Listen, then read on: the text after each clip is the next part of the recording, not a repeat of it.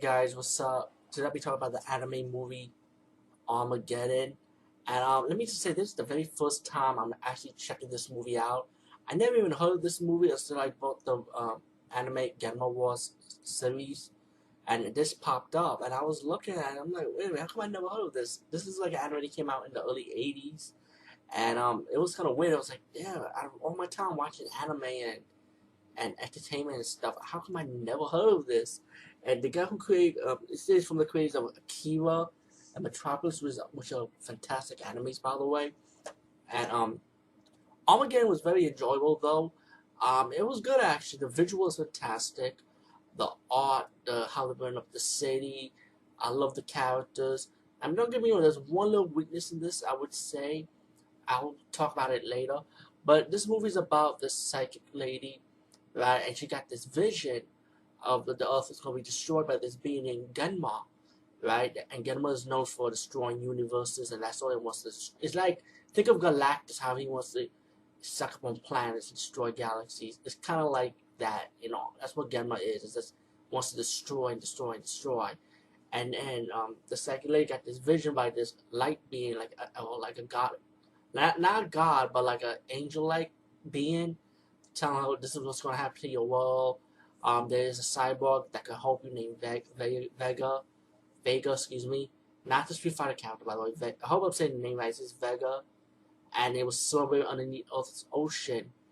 The second lady and the cyborg pretty much goes around. Pretty much the second lady is in contact with another psychic, like, and Vega, the cyborg, is teaching how this guy named Joe how to use his powers, you know, like to see if he's the real deal. And it mainly like 1 hour of this movie, it pretty much Joe's like the main character in this movie. How you get to know who he is, and he get used to his powers, his abilities. If you see like the Samurai Spirit, aka Samurai Shodown cartoon, how Hamamu gotta get used to being who he is, like he's like one of the guardians of the gates, like an angel-like being. You know, if you know what I'm talking about. You see Samurai Shodown, like he's one of the Heaven's Gates, pretty much warrior, and that's what Joe is. He's like a psychic warrior, and you know, you gotta get used to his powers, you know, and understand what his powers about. And as it developed, you got these beings, the henchmen of Genma, possessing human bodies to destroy and stop Joe. Joe's able to stop them, you know, as much as he could. And then the second lady said, "We're gonna come back for you when you feel like you know what you're gonna fight for, when you're ready to become a psychic warrior." Later on, you got, as the story dragged with more with Joe character, and to me, that's only one little weakness I felt like in this movie, is that there were other psychic warriors in this movie, and I wish, I mean, excuse me, I'd like to know more about these different psychic warriors, you know, like who they are, you know, like where they came from, you know. Like, only that I know with each of the psychic warriors, I like how, what I like about it is that they're all like different race and different breed of color. You got one black, one Indian, one, you got Japanese, you got Chinese, you know, Saudi Arabia, and you know, it's like you got Native American Indian also, by the way. Eastern Europe, which is Transylvania, which is the lead psychic ladies from. So you got a cast of characters, you know, and I thought it was pretty cool, you know. You know what I'm saying? And I like that, you know. It's like a cultural world thing, you know what I'm saying? We got different people. They're gonna work together, use their powers to stop this higher being evil, you know, saving the earth. And this culture was really good. Sunny was one of my favorite characters. He was like this black guy. He could go through walls and stuff. And there was a scene when the other psychic lady got a link to Sunny, you know, like, hey, you're a warrior also. That was a short scene, but she's decided not to link it for some reason, and the robot saying like something like, "Why you're not gonna help him?" Because he got captured by the cops, by the way, and because he was black or because he's a gang member.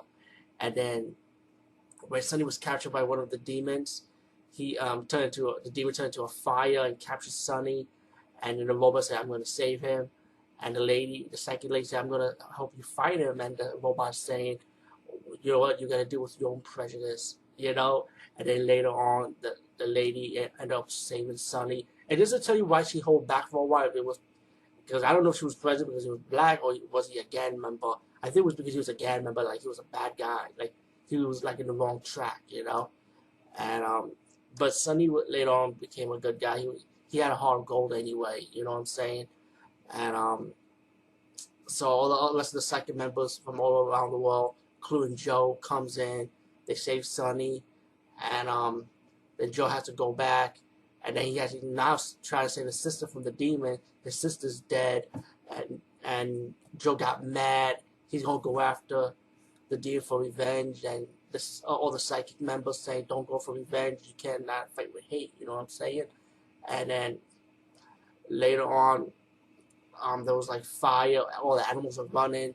He saved this deer, and he remembered what his sister told him, like about love. You know, use your powers to protect the earth, pretty much. And then he saved the animals, and later he fought other demons. He fought the demon, and obstacles and stuff. And later on, you got this Asian girl, and the Saudi Arabia guy comes in, and then Joe and they had to battle the demon in the volcano, and then battle Genma after that with the rest of the psychic warriors. And then you had your final moment when Vega the cyborg kind of like died, like he has to move on now, and all the psychics are around the circle, and you got this beautiful outro soundtrack, which was awesome. And they got to begin and pretty much restart Earth, get Earth back on track pretty much.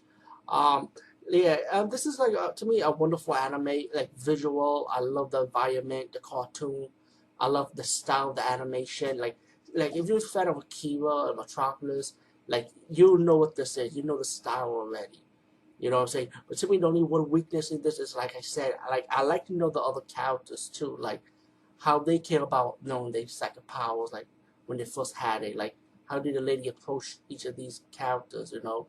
Like the guy from India, or the Chinese girl, excuse me, or the Saudi Arabia, the Native Indian. She only approached two characters in this, which was Joe, which was the main hero of the movie in this one, and pretty much Sonny, which is the black guy in New York City. She only approached two second warriors. What about the rest of them? And that's the only problem I have. It was just like a little problem to me. I know it's not a big deal, but to me it was. You want to know because I like these characters. You know what I'm saying? I kind of like, I was kind of curious. I want to know about you. But like I said, it's enjoyable. It's